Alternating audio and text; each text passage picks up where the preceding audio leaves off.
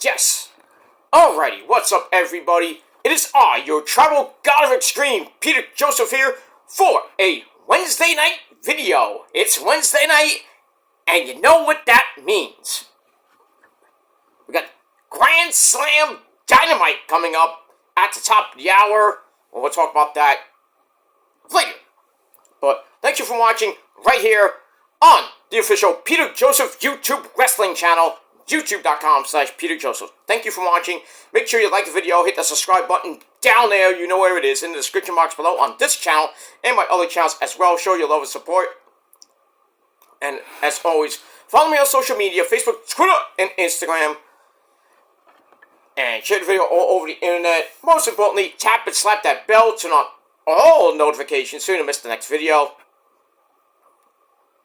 And that's it, because you miss anything, you are SOL, and you know what that means. If you don't know what it means, you need to get slapped in the face a bunch of times until you get it. Or you can just look it up so you don't have to get slapped in the face. But either way, you get slapped in the face anyway. But that's that. So like, share, subscribe, leave a comment if you wish, but don't leave stupid comments. You go bye-bye, so long, farewell. Off to the shadow realm you go, where Satan will eat your soul. And that's pretty much it. So don't do that. And for our newbies out there, if anybody watching for the very first time, you're thinking about subscribing, please hit that subscribe button, smash that like button, stick that thumb straight up everybody else's ass, because that's where it belongs. And subscribe, like the video, hit that bell, turn on all notifications for more so you don't miss anything. And you can watch my past videos, my current videos, and in the future coming. And that's pretty much all I gotta say about that. And as we say in the business, welcome to the party, pal! We hope you enjoy the ride. Sit back, relax, grab a cold one, whatever you got. This time I got water, because I have a humongous headache. But I'm taking it for the team, and I'm doing it for you, all my great fans. And that's pretty much it. So sit back, relax, grab a cold one, and enjoy the show. If you like it, great. You know, get out of here. Go do your own boring fucking videos on your boring fucking channel. That's that. Get off mine. But people just can't get off mine, because they love me, and I don't love them, because they can go fuck themselves and burn in hell! You know, pretty much, burn in hell.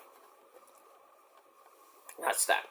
But we don't care about those people anymore. They can rot in hell. Rot and burn in hell. That's that.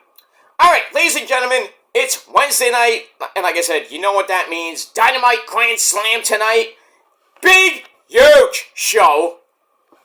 The go home. You can't really say a go home show before the 5th anniversary show next week. But one of the big ones tonight. We got a lot of stuff tonight. A lot of stuff tonight. Mariah May is going to be defending the Women's Championship against Yuna from Final Fantasy X, Yuka Sakazaki. The Bucks are defending the tag team belts against United Empire. Will Ocean Spray, reach for the sky, whoa! And his good friend, Kyle Fletcher. We got that. And the big one tonight, hopefully, depending on if Bryan Danielson, yes, is medically cleared, he will be facing Nigel McGuinness, me love, in a match 15 years in the making. Because I was there at the last one. I'm obviously not there tonight, because the show's about to probably starting with Rampage tapings right now. And I think they probably taped Rampage. They're doing Rampage now. Then they're going to tape Collision probably at 10 o'clock after Dynamite goes off the air. And then maybe Ring of Honor as well. I don't know what they're doing, how much they're doing tonight, but yeah, got a lot of shit. So we will move on with that. Also, we got, hi guys, it's me, Darby. I know you like me because I'm so fucking emo, and I do it for you guys. I kill myself for you guys. I put this hand over my face because I'm so fucking emo, and I live in my car. I come from Seattle. And I weigh 135 pounds. Alright, so we got Darby putting his AEW World title shot at Wrestle Dream on the line against Jon Moxley. And we'll see what happens tonight. That's going to be a war. So we'll see what happens in about 40 minutes or so. That's that. So, should be a epic fucking night of wrestling action at AEW Grand Slam and Rampage and Collision this weekend from Arthur Ashe Hall Stadium in Queens, New York City.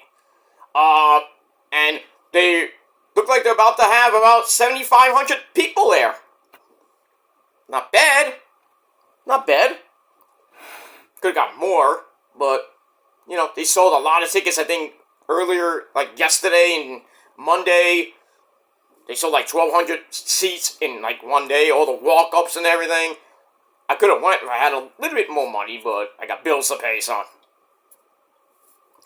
You know, it's at that time of the month, you know, at the end of the month, you gotta pay those bills. So. I should have bought it. I should have bought my ticket way in advance, but I would have went. I really would have went. Problem is, I would have had to leave Casa del Joseph at 2:00 to get up to New York City to get the number 7 train. Take me to basically City Field, and then I have to go all the way over to Arthur Ashe Hall Stadium, and I probably would have been there by. I'd say I could have been there by 3:15, 3:30. I could have been in the parking lot, just chilling. But yeah, if you went 2 hours ago, oh shit, you're on a packed train. There's all the people that live in Queens, that work in the city. Good luck getting home tonight. Trust me, good luck getting home tonight. With the 7 trains packed. It's going to be packed with all the people that took the train there. And people coming into the parking lot. It's going to be a mess getting home, ladies and gentlemen. If you live in Jersey, you ain't getting home till 2, 3 o'clock in the morning, maybe. If you take the train, probably around the same time. Depending on where you live, of course. If you live in Long Island, maybe you get home early, like about 1 o'clock. But if you live in the city and down near Brooklyn, around my area in Brooklyn, probably maybe if you get lucky, get home about 12:30, 1 o'clock-ish. So, maybe next year I'll go. Maybe, but we'll see. We'll see what happens with that. I got other things to worry about. But if I know a lot of people there, my good buddy Heel Stevens there. In the Sting seats, basically. So he's there. Hope he has a good time and everything. And anybody else who's at Grand Slam tonight, have fun. And that's pretty much it. So we'll talk about that later tonight. I will talk about NXT tomorrow. I did it last night actually, but I was so messed up, and I was like half passed out. And plus, when I do my intro, I said the wrong channel. So I just I didn't put it up. I deleted the video. So I was gonna do it today, like I said, but I had a lot of errands to run, and wasn't able to do it. So, and plus, I just got up from a nap because I had a long fucking day. So, it is what it is, but hopefully, and tomorrow I gotta do a few more errands tomorrow, and then Friday I gotta go to the doctor, so. But I should be able to get the NXT review up sometime early tomorrow, probably sometime early tomorrow afternoon. And then we'll talk about TNA and Ring of Honor tomorrow night, or anything else comes your way that day. Alright, ladies and gentlemen, on this now Wednesday night, September the 25th, 2024. Hope everybody had a great Wednesday. Raining on and off here in the Northeast. Cold as balls too, 65 degrees right now. Back down the hatches in Florida. Because now Hurricane Helene is coming your way. By the time it's going to get close to around where Jacksonville is in Pensacola. It's gonna get stronger, and they're saying it's gonna hit as a Cat 4. Ouch. So lots of rain coming to Florida over the next 24 to 36 hours, 24 to 48 hours, really. A lot of coastal flooding, a lot of storm surge. And even if it hits land, it's still going to have hurricane strength as it goes into Georgia and then kind of meanders into like the Midwest by this weekend. But yeah, that's pretty much it. And it affected the Met game because of another storm, and now Thursday night would have been really bad with the Mets. Lots of rain down in Atlanta. So, stupid, the Atlanta fucking Braves, the assholes that they are, JD's one of the idiots that fucking roots of those bitches, could have played a game earlier today, because it wasn't really raining that much. But what did they do? We're scared! We're scared! What do we do? What do we do? I'll tell you what those bastards did.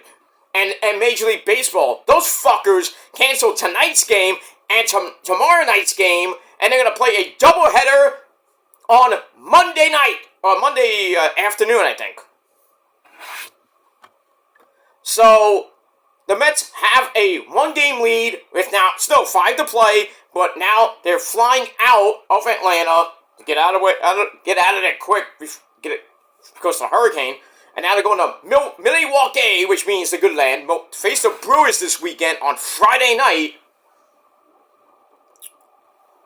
But I think it kind of works for the Mets' favor because they don't have to face Chris Sale and Matt Fried in that series, because they're going to have to pitch Friday and Saturday, and I doubt Chris Sale is going to pitch Game 1 of that doubleheader on 3 days rest. I don't even think Matt Fried is going to pitch on 2 days rest. So it kind of works out for the Mets, in a way. Because you got Peterson on Friday, you got Sean Manaea on Saturday, and I think they're probably going to pitch Tyler McGill on Sunday, and then you got Sevy, and probably have Sevy on Monday in Game 1, and then all hands on deck Game 2, and then if the Mets make the playoffs, Game 1 is on freaking Tuesday night. Whether it be in San Diego, probably be in San Diego, or it's going to be, again, they're going to get the 6th seed, and they're going to face probably Milwaukee again. So, they didn't really have to go anywhere. Well, I mean, they play Milwaukee, go back down to Atlanta, come back up to Milwaukee for the wildcard series. Sucks, but what are you gonna do? Major League Baseball loves to fuck the Mets every fucking year. But Mets fucked themselves last night, but could have played this afternoon. There was a little bit of a window they could have played at least some of the game. But now, the Mets are off till Friday.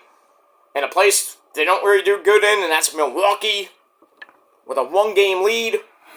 I don't know where Atlanta goes from here. I think they play the Marlins. They play somebody this weekend, so we'll see what happens with that, but we move on.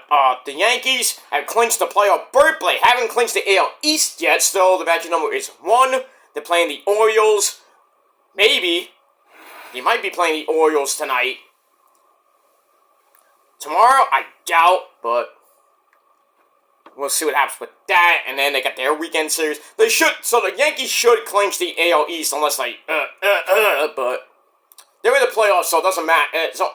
Right now, the next 5 games will only determine if they get the number 1 seed, because I think they have the best record in the American League, so they get home field throughout,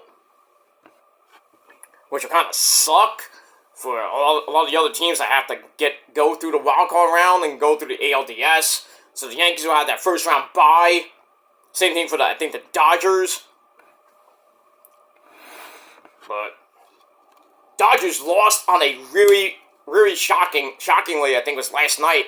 They lost on a triple play, so the Padres clinched the playoffs. So they clinched the 4th seed, most likely, pretty much.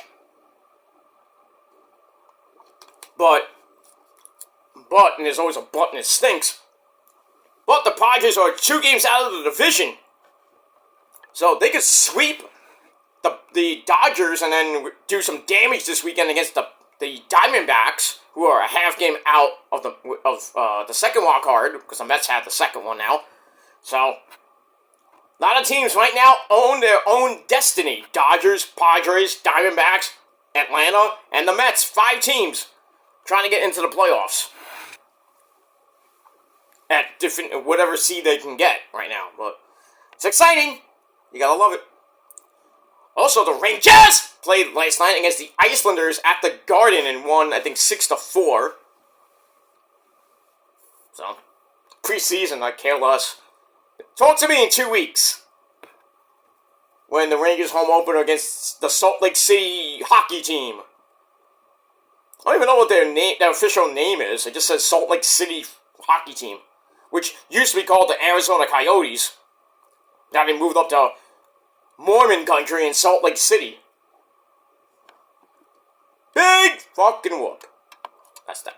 Alright, ladies and gentlemen, let me get to the video at hand. Not talk about baseball and all that shit. Alright, so as the title below says, we're going to talk about the Vince McMahon documentary. Briefly, some little points I want to talk about with the first couple episodes. So I might do a part 2 to this video. So I'm going to do, this is a part 1. So this is about dots. You understand? Dots on episodes 1, 2, and 3 of the Vince McMahon documentary, which came out last night at 3 a.m. on Netflix. And I briefly saw some of it. Yeah, I got Netflix again now. So, but I got a different. I don't pay for it myself, but Rosa pays for it now. Thank you. But you're welcome. Okay. Moving on. Didn't hear that. So yeah. So I did watch some. I watched the entire thing. A little bit this afternoon. I skimmed through some of the parts. So it is what it is. But overall, the documentary was. There were some parts that were very impressive and intriguing. With the Montreal screw job, that was interesting. How we all know how it happened, but who actually made the decision to screw Bret Hart wasn't Vince. It was Triple H. That was very interesting. To have Hunter make the calls, like, oh yeah, let's stab Bret Hart in the back since he's not cooperating. He doesn't want to drop the belt, and he's going to WCW anyways. So fuck him. So he made that decision. Now Triple H and Bret, we had that whole thing on Raw, where we see them hugging and everything. So they must have buried a hatchet. Bret and HBK buried a hatchet. Now it seemed like Bret and Triple H did. I don't know about Bret and Vince, but I assume they did. But they talk about that. They talk about the fight and everything. But we get to that. So let's go into episode 1 of the Mr. McMahon documentary. And basically, this really didn't talk about Vince McMahon himself. It just was basically like Vince and the WWE. But the first episode, it opened with a message about how filming began in 2021. We'll get a few comments from people that were interviewed, like Hogan, Taker, Bret Hart, Stone Cold Steve Austin, people like that. And then we get another message shown saying Vince's final planned interview never took place due to the news breaking that he was stepping down as CEO. And they took bits and pieces out of this. Because Vince was trying to buy the documentary, and Netflix said, nope! Too late, Vince. So we got that. Then we saw clips of a news anchor talking about the investigation with Janelle Grant. And a message appeared stating that most of the interviews were conducted before the allegations were made. So this is way before Vince, this is when Vince stepped down, and then before he got, all the allegations and shit. Blah, blah, blah. So basically, the producers let us know right off the bat that most of what was covered in all 6 episodes would likely be unrelated to the lawsuit. So this has nothing to do with the lawsuit that Vince is going through right now. And he should be going to jail. But that's another story for another time. Then we had like 45 minutes of episode 1 with interviews with Hogan, Bret Hart, Shane McMahon, Eric Bischoff, Bob Costas, Dave Meltzer. We got that. But pretty much episode 1 was about Vince's childhood, up to when he took over for his dad, Vince McMahon Sr. That too. And it covered the lawsuit against WWE by John Stossel, who got slapped in the face by Dave, what's his name? Dave Schultz, I believe, in 1987, and then when Richard Belzer was choked out after in 1990 by Hulk Hogan, was just doing a basic freaking headlock. So we saw some of that. And that's episode 1. It was basically the beginnings of Vince McMahon and the Hogan era. And then episode 2 begins. It was basically focused on WWE becoming mainstream in the 80s, going to NBC with Saturday Night's Main Event. And then early on getting on the USA Network. There was all the scandals. The steroid scandal was talked about. And I think some woman from the USA Network said if Vince would have been found guilty of the steroid scandal, they would have took Raw off the air. Bye-bye, so long, farewell to USA Network. They would never came back. That would have really hurt the WWE in the early 90s, and we all remember the early 90s where basically WWE sucked. The new generation era, coming out of the golden era. So we got that. Alright, so episode 2 was named Heat. Not Sunday Night Heat, but Heat. Begins with Vince's infamous performance of the song, "Stand Back, You Better Stand Back," during the Slammy Awards, which DX mocked in 2006. That was hilarious. I still love that segment. I'm dancing, Dad! I'm dancing, look at me, I'm dancing! Shane McMahon, I'm dancing, Dad! Stop it! I always love that segment. It's hilarious. Anyway, alright. He was surrounded by several dancing women, and, the superstars were all playing instruments, but they weren't really playing. Well, maybe Hogan with the bass and everything. We had, I think it was B. Brian Blair was playing the saxophone. Macho Man really serious. Oh yeah, playing. I think it was the trumpet. Bruce Beefcake was there in the brass section. Good stuff. Good stuff back in the day during the Slammy Awards, when the Slammy Awards were actually good.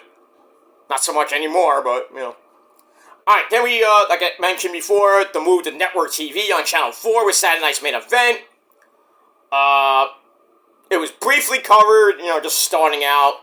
And then they move on to Jesse Ventura's failed attempt to start a union.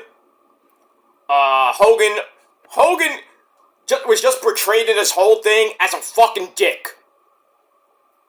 Because, goes to Hogan, openly admitted to telling Vince about the union, and positioned it as him being on Vince's team, but Bret Hart referred to the move as a double cross. That's the interesting part. Then they talked about it a little bit with some interviews with Hogan and everything. Then it moves on to the start of WrestleMania, with the difficulty of broadcasting WrestleMania 2 from Chicago, at the Rosemont Horizon. the National Mausoleum, the original National Mausoleum, and the I think it was the LA Coliseum, where Hogan and Bundy in a steel cage, brother. So that was kind of confusing. First time any wrestling promotion actually did that. That was crazy back in the day. To having a WrestleMania in 3 cities and broadcast in 3 different cities. It was, I imagine all the difficulties of that. Because you gotta do it via satellite. I don't know how they did it, but they did it. WrestleMania 2 wasn't that bad, but still. Anyway, then they go to the rise of Hulkamania, brother. With WWE taking merchandise sales to over $200 million in the early 90s. Thanks to Hogan, of course.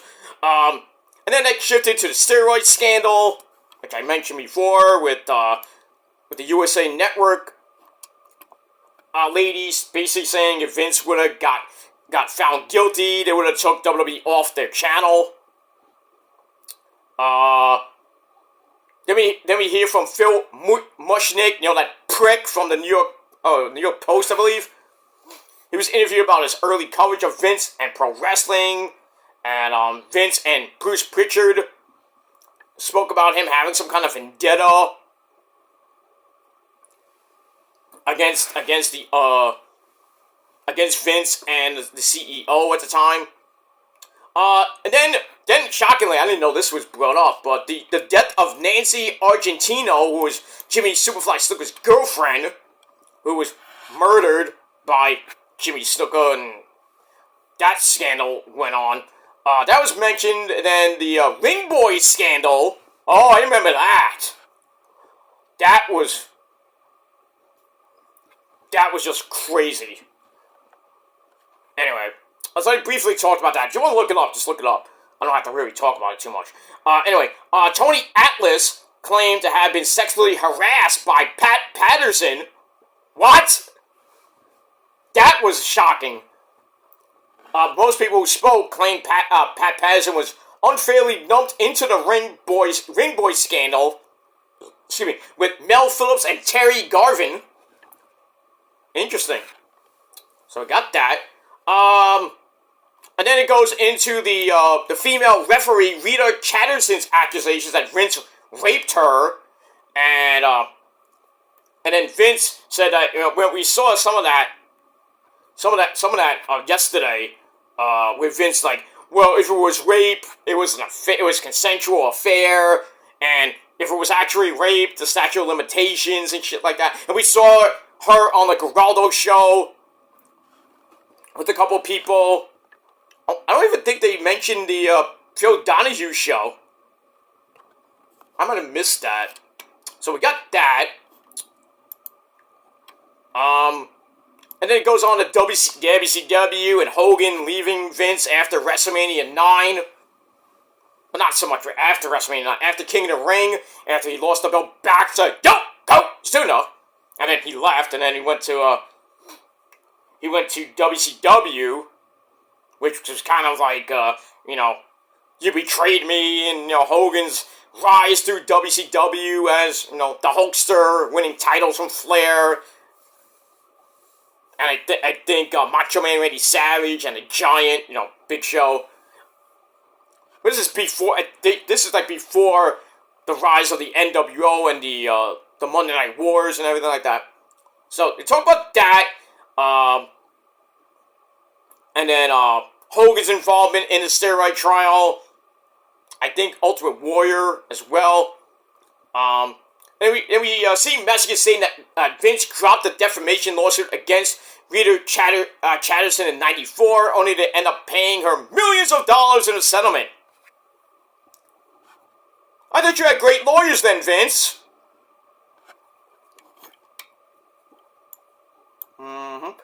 And basically that's it. And that was episode number 2. Alright, then we go to episode 3, the Monday Night Wars.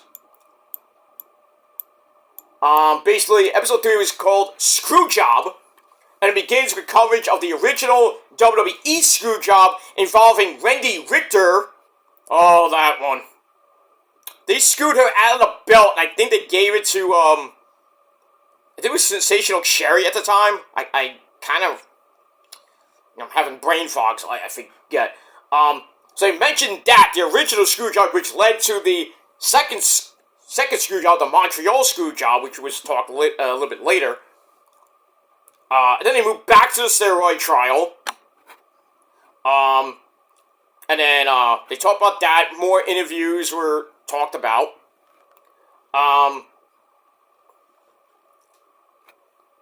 And then they devoted a lot of time to the emergence of WCW as a major competitor. Ted Turner was portrayed as hell-bent on beating Vince at any cost. Hey, 52 weeks on Nitro. Because WWF from like 90 to 95, 96 were pretty much the worst years in WWE history. Raw was just like stinking up the joint. And it really could have killed WWF at the time until the Attitude Era. So Vince and Hogan gave their thoughts about Bischoff was the main source of information about WCW, but Hogan and Vince also gave their thoughts about that. So that was kind of cool. Then there was some interviews with all the wrestlers who jumped over to WCW. They did bring up the curtain call. But jump ship to most of the wrestlers jumped ship to WCW, where they were only told by wrestlers who remained with WWE through the Monday Night Wars.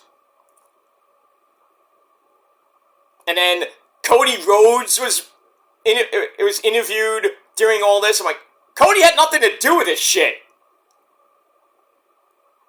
What was Cody in this? Who cares? I know his dad was part of the WCW thing in the 90s and everything, when he semi-joined the NWO. I didn't like Dusty Rhodes in the NWO to begin with, but it is what it is. So we had that. That was kind of like, why, with Cody.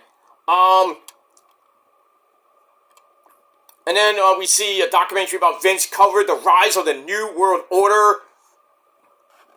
And then they move away from that to the Montreal Screwjob to finish the episode. And that's that.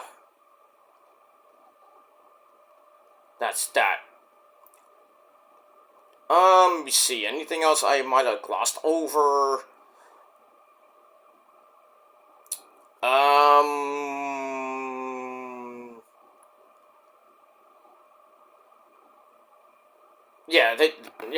just summing up the Rita Chavis's story. Jimmy Snuka being accused of murdering his wife. They really didn't talk much about that. The lawsuits from John Stossel and Richard Belzer were talked about. The steroid scandal. Lots of stuff in the first 3 episodes. So we have that. Alright, so that is that's it for the first part, the first 3 episodes. Let me see if I can maybe briefly talk about Mr. McMahon. Oops, can't even type tonight. Episodes 4 to 6. Let me see if I can get a summary out of that. Let's see here.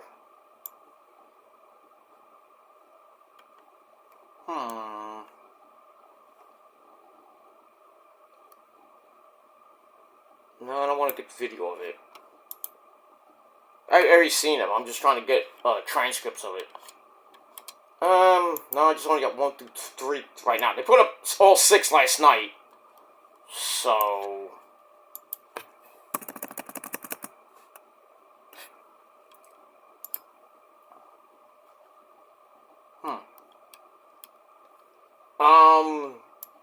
I'm trying to find it, guys. I'm sorry.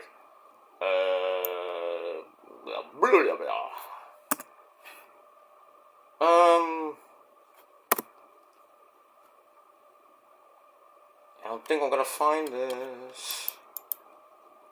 I'll probably, if I can find it later, I'll talk about it later, or I'll talk about it at another, pretty much another time, but, maybe I could find it on Reddit, actually, let me see. I don't like Reddit as it is, but, see if somebody, I can get, some type of thing with, Vince, for episodes 4 through 6. Like I said, the Owen Hart thing got brought up, and Vince said it was an accident. People think he fell. They talk about the fight, the Montreal Screwjob, which was everybody thought that Vince and HBK, Shawn Michaels, was behind it, and then it was later revealed that Triple H was behind it as well.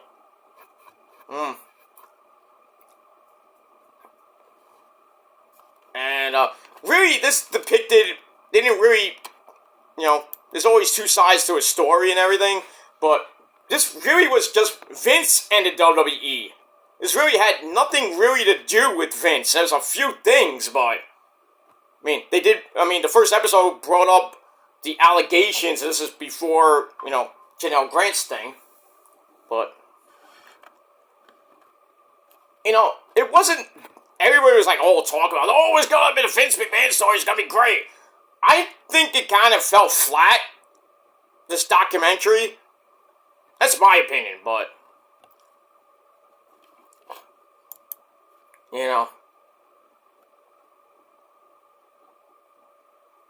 that's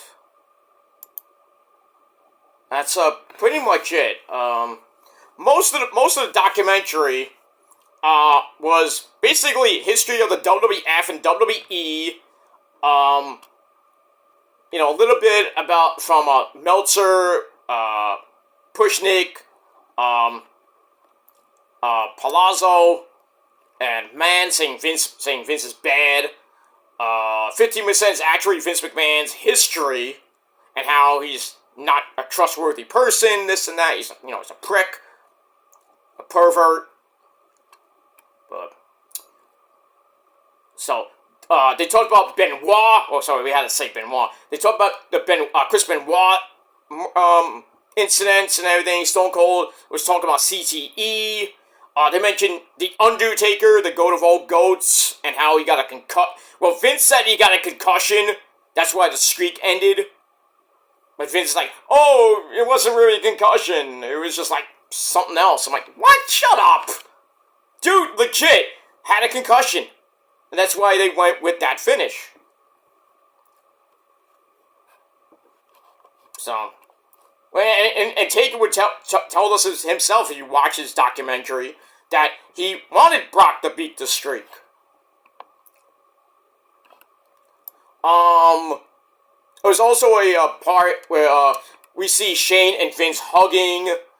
That was very sad to see that. And then they mentioned something like some storyline that Shane brought, and Vince was saying, I would stab Shane in the heart for that, or something like that. They mentioned thankfully they didn't do the segment, they didn't do the angle where Stephanie gets pregnant by Vince, and Stephanie's like, I didn't want to do it, and thank God it never came to pass.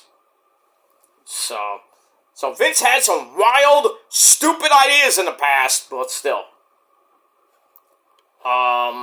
What else I can talk about? Basically it was like the rise and fall of Vince McMahon.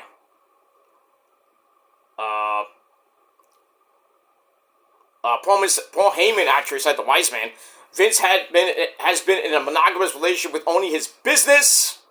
Pretty much, he was like everywhere. He would take his writers down on vacation with him.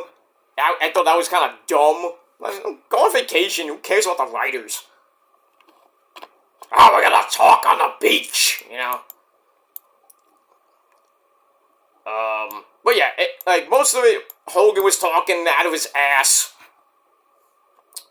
Brother. Basically kissing Vince's ass most of the time, most of the whole documentary.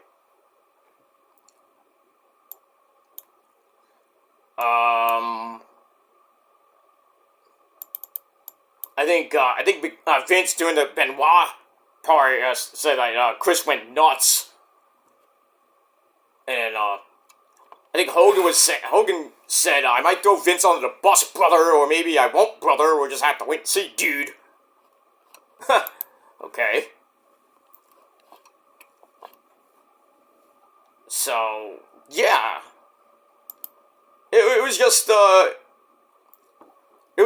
lot of parts in it that were like very shocking to hear. And I think Bret Hart said that the curtain call kind of like exposed the backstage wrestling and everything, because never saw that before, stuff like that. But all in all, the Vince McMahon documentary was part interesting, part intriguing, part boring. And basically, it made Vince look like a narcissist, a pervert, because the whole thing, with trying to, the whole storyline where Stephanie gets pregnant and she doesn't know who the dad is, and then we find out it's Vince. And then the whole thing where he's like basically having, with Sable and Candice Michelle and all the divas back in the day, Victoria even. I didn't know that, but we knew Sable, Trish, Candice Michelle, because Tori in a way, Tori Wilson in a way, but yeah, mostly Sable and Candice Michelle. Vince was all over them. He wanted to fuck the shit out of them. Probably did. Well, we don't know that, but who knows? Meltzer talking about WrestleMania 3's attendance. It wasn't 93,000, it was like 78,000. Like I said, with Stone Cold, with CTE, he says, I don't believe CTE is a real thing. And then Vince actually admitting he screwed over Bret in Montreal. But then we hear that Triple H was involved in that whole thing. That was interesting. We see Linda McMahon in it. She looked really younger. I think she had plastic surgery during that time. I don't know. Blah, blah, blah, blah, blah, blah.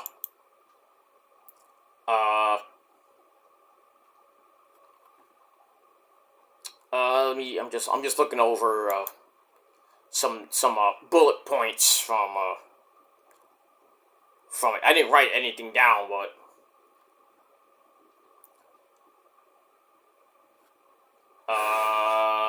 yeah, to talk about the Owen thing, I mentioned that. Yeah, but that's pretty much the gist of it. So, if you haven't watched it yet, please go watch it. Again, you can go watch it now, you can watch it again. It's the feel-good documentary of the summer. And, that's pretty much all I gotta say about that. Alright, so leave me your thoughts and opinions. If you guys watched the entire documentary, leave me your thoughts and opinions about that, or certain parts of the documentary you thought were interesting. If I had to give it a rating, I'd probably give it a 6.5 out of 10. Wasn't that great. It just felt like a, the history of the WWF/WWE with bits and pieces sprinkled in about Vince McMahon. And then it kind of like mentioned the Janelle Grant scandal. But there's a lot of things they cut out of it. Lots of shit. But I thought it was hyped up like it was like the greatest thing since sliced bread. But I felt this came off really, really, really flat. But that's just my opinion. But let me know what your opinion is of the documentary down below, and that's all I can say about that. Alright, Grand Slam's about to start in a couple minutes, so I'm going to get to AEW, and then we'll talk about AEW Grand Slam a little bit later tonight, right here on the channel. So stay tuned, hit that subscribe button if you haven't already, smash that like button, and that's it, and hit the bell so you get notified of when my next videos come. And that's pretty much it on my respective channels. That's it. Alright, guys, I did put up a short earlier today with the Wise Man on my rant channel, so check that out. It's basically, Paul Heyman just telling it like it is. And if you don't like, well, telling it how people that don't like my videos, what it is, what it is. You don't like it, suck my dick, basically. And, that's that. So, I'm gonna get out of here. Thanks for watching, everybody. Enjoy Grand Slam tonight. If you're there, enjoy. If you're watching at home, enjoy. And that's it. We'll talk about that later. But right now, thanks for watching, everybody. I'm Peter Joseph signing off. Rock on and rock hard with your coot. And if you're not down with that, well, I got 3 words for you. Fuck you, man. And that's it. Until next time, stay sexy. Peace.